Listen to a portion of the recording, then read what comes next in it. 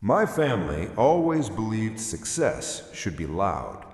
Big houses, expensive clothes, constant reminders of who was doing better than whom. I never played that game. At family gatherings, I was the quiet one. No flashy watch, no stories about business deals or vacations. I drove an old truck and wore the same jacket I'd owned for years. They called it simple. Sometimes they called it sad. Behind my back, and occasionally to my face, they joked that I hadn't amounted to much, that military service was honorable, sure, but not exactly profitable. I didn't argue. In the service, you learn early that not every insult deserves a response. The jokes grew louder when my sister announced her engagement. Her fiancé was successful, well-spoken, and clearly impressed with himself. At the engagement dinner, the table buzzed with conversation about money, careers, and future plans. Then someone turned to me. "So," they asked, politely, smiling, "what are you doing these days?" I answered simply, "I'm still serving." A few chuckles followed. Someone whispered that I must still be struggling. Another joked that I probably couldn't afford dessert. I stayed quiet. They didn't know where I'd been. They didn't know what I'd carried. They didn't know that some careers don't reward you with noise, but with trust. Years earlier, I had joined the Air Force after the Army.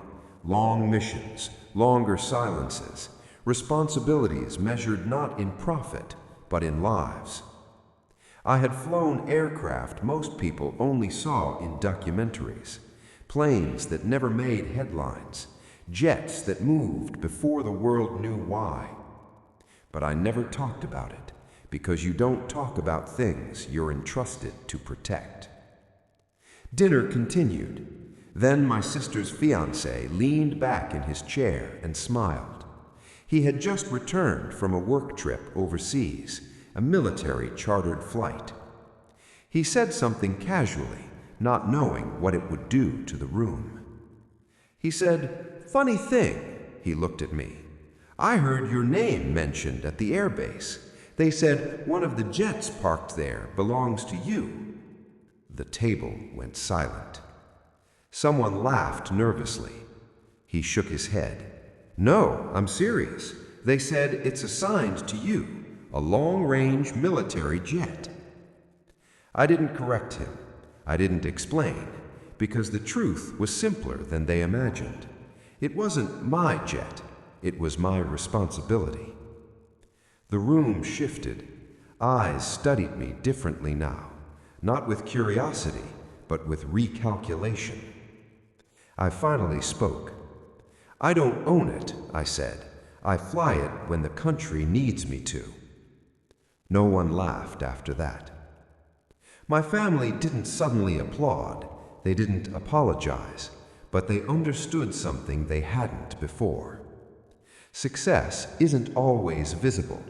Some people build wealth, others are trusted with national responsibility. In the military, you learn this early. You don't measure worth by what you show. You measure it by what you're trusted to carry. I left that dinner the same way I arrived, quietly. But for the first time, they didn't mistake silence for failure.